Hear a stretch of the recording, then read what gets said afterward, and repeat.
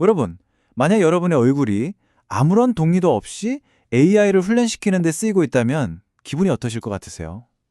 이게 그냥 영화 같은 이야기가 아니고요. 지금 대한민국에서 실제로 벌어지고 있는 아주 뜨거운 논쟁입니다.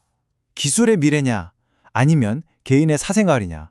이 두 가치가 지금 정면으로 부딪히고 있는 거죠. 이 모든 논란의 시작은 정부가 던진 이 한마디였습니다. 얼굴 좀 보면 어떠냐? 이 도발적인 질문 하나가 대한민국 전체를 들썩이게 만들었는데요. 대체 무슨 일이 있었던 건지 지금부터 한번 자세히 들여다보겠습니다.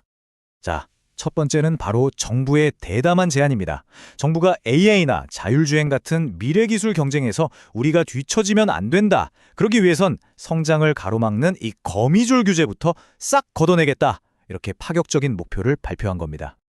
이 계획의 핵심은요, AI가 학습하는 방식을 완전히 바꾸자는 거예요. 지금까지는 개인정보를 지켜야 하니까 데이터 속 얼굴을 뿌옇게, 그러니까 비식별화 처리를 꼭 해야 했거든요. 근데 이제는 자율주행차 같은 AI가 실제 거리에서 찍힌 그야말로 날 것 그대로의 얼굴 데이터를 학습할 수 있게 허용하자는 거죠. 대통령까지 나서서 아주 인상적인 비유를 했는데요. 구더기 무서워서 장 못 담그는 격이다. 즉, 혹시 모를 위험 때문에 기술 발전을 막는 건 말이 안 된다는 겁니다. 그러면서 혹시라도 문제가 생기면 그건 정부가 전적으로 책임지겠다. 이런 약속까지 덧붙였습니다. 자, 두 번째 쟁점입니다. 바로 빅브라더의 공포인데요. 예상하셨겠지만 정부의 이런 대담한 제안은 곧바로 엄청난 반발에 부딪혔습니다. 시민사회랑 야권에서는 이게 우리 모두를 감시하는 빅브라더 국가로 가는 길이라면서 아주 강하게 비판하고 나섰죠. 비판의 수위도 굉장히 높았습니다. 이건 공산주의 국가에서나 가능한 발상이다. 이런 얘기까지 나왔는데요. 이렇게 말하면서 비판하는 사람들이 딱 지목한 나라가 있습니다. 바로 중국이었죠. 아니, 많은 나라 중에 왜 하필 중국이랑 비교를 했을까요? 그 이유, 중국이 이 안면인식 기술을 지금 어떻게 쓰고 있는지를 보면 바로 답이 나옵니다. 자, 이걸 보시면 왜 그런 우려가 나오는지 이해가 되실 겁니다. 중국은 2017년에 티아와왕이라는 거대한 감시 시스템을 만들었고요. 2019년에는 아예 휴대폰을 새로 만들 때 얼굴 정보를 등록하는 걸 의무화했어요. 그리고 지금은요, 이 기술로 반정부 인사를 찾아내는 등 국민을 감시하는 데 아주 광범위하게 쓰고 있어서 국제적인 비판을 받고 있습니다. 바로 이게 비판론자들이 가장 두려워하는 미래의 모습인 거죠. 세 번째, 여기서부터 이야기가 정말 흥미로워집니다. 바로 과거로부터의 반전인데요. 지금 이 정책을 이렇게 강하게 비판하는 목소리들 있잖아요. 근데 사실 불과 몇 년 전만 해도 완전히 정반대 입장이었다는 겁니다. 좀 믿기 어려우시겠지만 지금 이 정책을 밀어붙이고 있는 세력은요.